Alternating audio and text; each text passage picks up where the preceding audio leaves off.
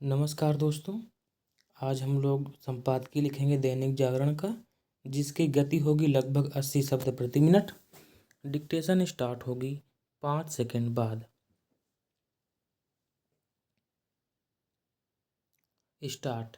कानून मंत्रालय ने चुनाव आयोग की सिफारिश पर मतदान केंद्रों के सीसीटीवी कैमरों और वेबकास्टिंग की फुटेज आम लोगों को न उपलब्ध कराने का जो फैसला दिया, उस पर कांग्रेस नेताओं और कुछ अन्य लोगों की आपत्ति अतिरंजित ही है।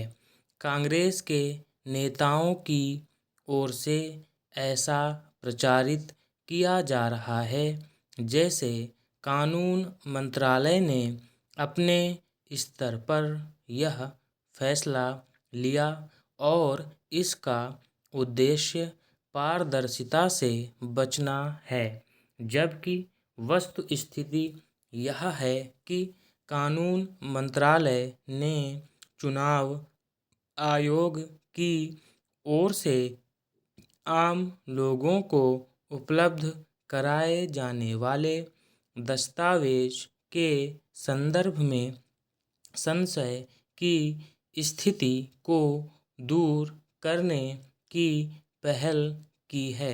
चुनाव आयोग के नियम यह स्पष्ट करते हैं कि कौन से दस्तावेज समीक्षा के लिए आम जनता को उपलब्ध कराए जा सकते हैं और कौन नहीं।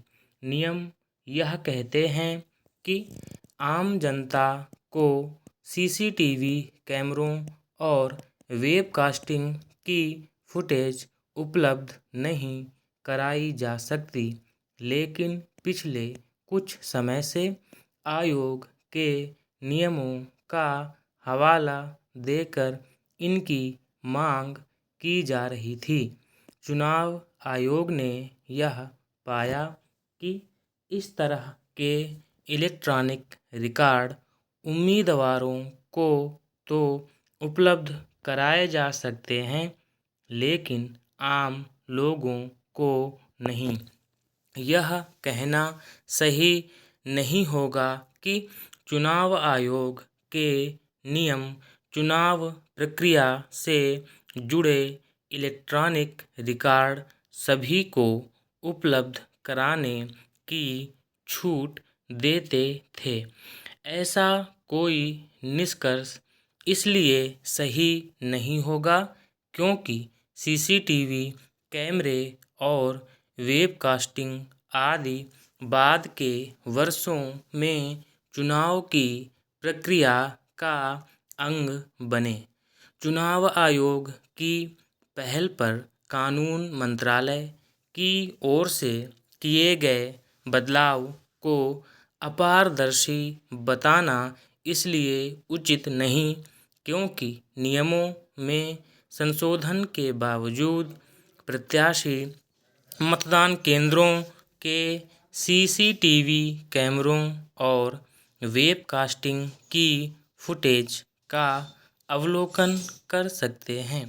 आखिर जब यह सुविधा उपलब्ध है तो किस आधार पर यह माहौल बनाया जा रहा है कि कानून मंत्रालय गोपनीयता के दायरे को बढ़ा रहा है।